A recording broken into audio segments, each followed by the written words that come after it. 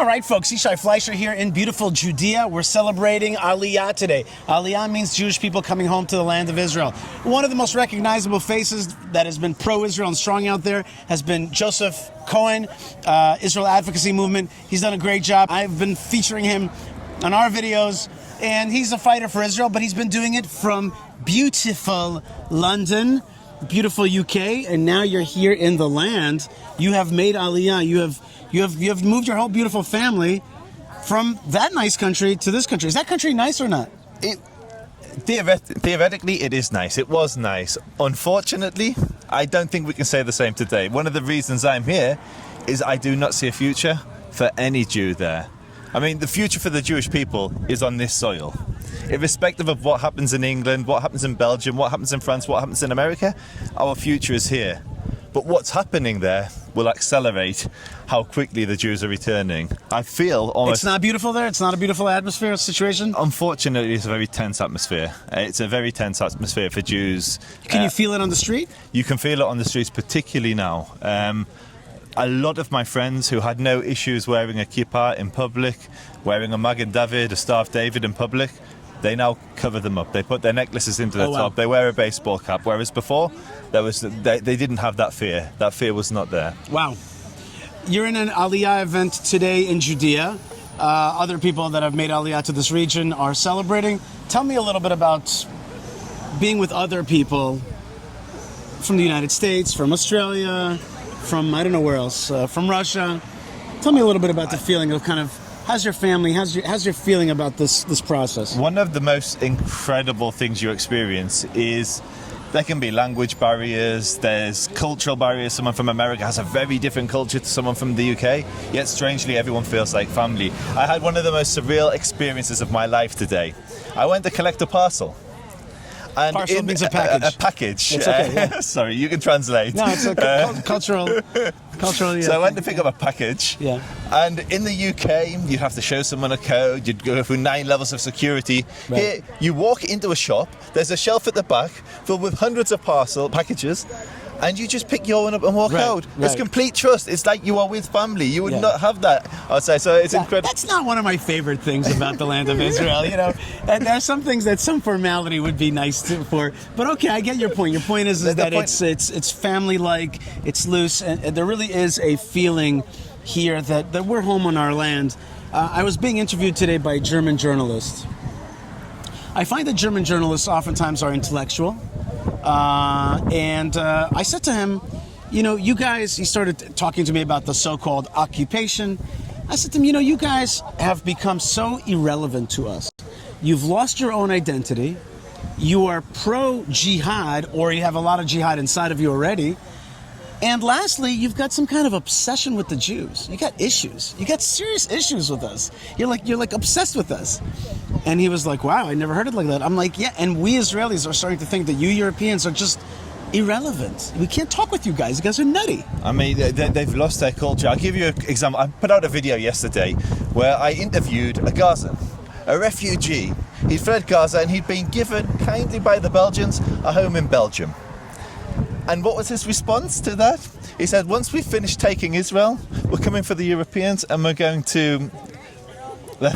Listen to this lovely European Gazan. When I finish Israel, I gonna coming British. I gonna also more British. We are coming. We are Islam, you know? Allahu Akbar. Allahu Akbar. And this is what Europe is sleepwalking into. Right. And this is why I believe there's no future for us there. There's the hostility that Jews experience and the inability of Europeans to manage that hostility and to get on top of it. I just do not see a future for Jews outside of Israel. Wow, that's powerful stuff.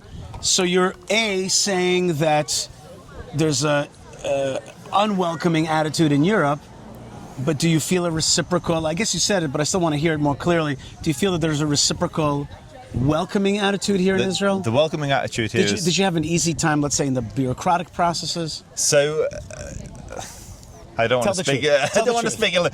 There are some difficulties with bureaucracy, let's say, but once you get used to the system, it works much better than the UK, but you have to it's like you're relearning how to be an adult. You have to learn how to adult again, which can be quite difficult if you're set in your ways. But are you putting kids into school this year? we're putting one child into GAN, so yeah, kindergarten, And how's that?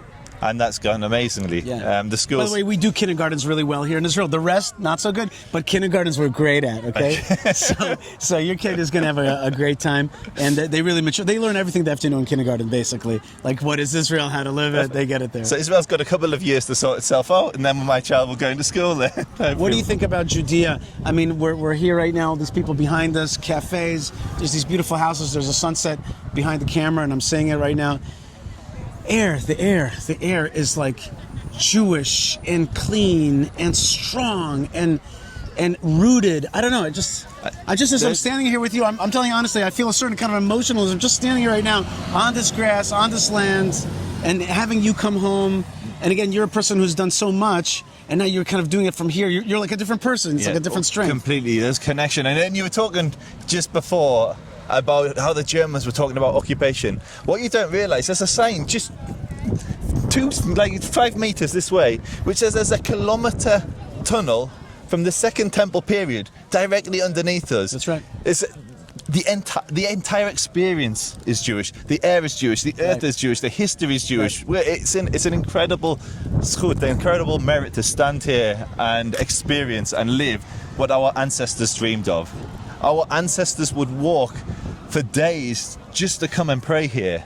And we can jump on a 5-hour flight from the US a little bit longer and be in Eretz HaKodesh. And you get these three things. You get safety, you get quality of life, and you get a Jewish life. And the Jewish, I did a documentary with the BBC, and they took us to meet a family that had made Aliyah. And they were secular. They were a secular family. And in all my chutzpah, I said, how can you move to Israel and not keep Jewish law? What's the point of having a Jewish state if it isn't Jewish? And they gave me the perfect answer. They said, in the UK we had to cling on to whatever little shreds of Judaism we could catch, whatever little scraps of Judaism we could catch. And it was a challenge. We'd put our child in here. We'd really struggle to just retain any Jewish identity. Here, even if our kids rebel, they're speaking Hebrew, they have Shabbat off, their festivals aren't Christmas or Ramadan, the festivals are Pesach, Yom Kippur.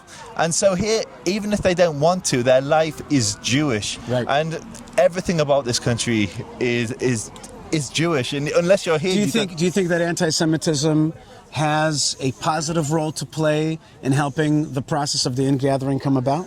I think it's not just a part to play. I think that is its part to play. Anti-Semitism is Hashem's reminder of who we are and what we're supposed to do and where we're supposed to be. And you talk a lot to Arabs. Yes. Through your channel. Do you find people who understand that? Do you find people who see the ingathering as a beautiful thing? And to see that, do they see Jewish strength as something beautiful? Like, is there anybody who can see it that way? So the only way I've been able to really connect with Muslims is through religion. And if you stand tall and stand proud on your tradition, and you point out that their tradition also affirms what you're saying, you can have very, very positive results. So, for instance, many people don't know there are verses in the Quran, Pesukim, Ayat, which talk about Jews, God giving the Jews this land, which is basically Moses saying to the children of Israel that God has written this land for you. And when you show Muslims that verse in the Quran, they're blown away and they go away and have to reassess their entire life, or they find ways to try and reject it. But the only way you connect with Muslims is through proudly standing on your own tradition. One example I'll give you: there was a very famous jihadist in the UK who was jailed for terrorism on multiple occasions. The guy with the glasses? So he's a student of him, Anjem Chowdhury. Oh, yeah, so it's the Talmud of Anjem Chowdhury, the guy I'm talking about. Okay. And I've debated him a few times, and he left a comment under a gentleman called Mohammed Hijab, another very well-known British Muslim, and he left a comment under it on a debate I had with Mohammed Hijab saying, I never thought I'd say this, but Joseph has more love and hate for the sake of Hashem than the Muslims. He has loves more love? love What? and hate. It's an was it al-wala wal-bara, which is an Arabic expression which Muslims say you should have love and hate for Allah. And he said, than the Muslims, he loves his people, and so he should. How can we expect anything else from him? And why is he saying this? Because I'm standing tall on my Jewish tradition, unapologetically saying I support the Jewish people, I support our traditions, I practice our traditions, and they're used to people caveating that. I support Israel, but I'm against X. Right. I love the Jewish traditions, but these bits, this isn't my Judaism. And when Muslims hear Jews unapologetically, proudly standing on their tradition in their ancestral land, you can actually connect with them, and you get a lot more respect than if you're apologetic. All right, Joseph Cohen, Israel Advocacy Movement. You've advocated. Now you've done the movement part. So you're here in the land. We want to wish you success. We want to wish people like you a success. We want to wish this land a success, that it's able to matriculate you in, assimilate you into the land. You know that Rabbi Nachman says that when it says that it's a land that eats its inhabitants, it was a negative slur that the spy said. He says it's a positive. It's a land that digests us, that we're part of it, that we become unified with it. So we want to wish you lots of blessings, and we want to wish your wife and your kid, your kids, right? Yeah. But your child that's going to school, good matriculation indeed as well into the system. And bruchim habayim, and may God and Allah bless you. And we'd like to thank you for creating this opportunity for us. Every single Israeli that's made it possible for my family to have a refuge, for my family to participate and help build the land and settle the land. Thank you. Thank you for being a pioneer. All right, folks, you heard it here. The land of Israel is calling, and the land of Israel is stronger through strong people, and we have to stand up strong, and Allah's light, God's light is upon us. God bless you. Thank you so much, Joseph. Shukran. God bless you guys wherever you are, and shalom.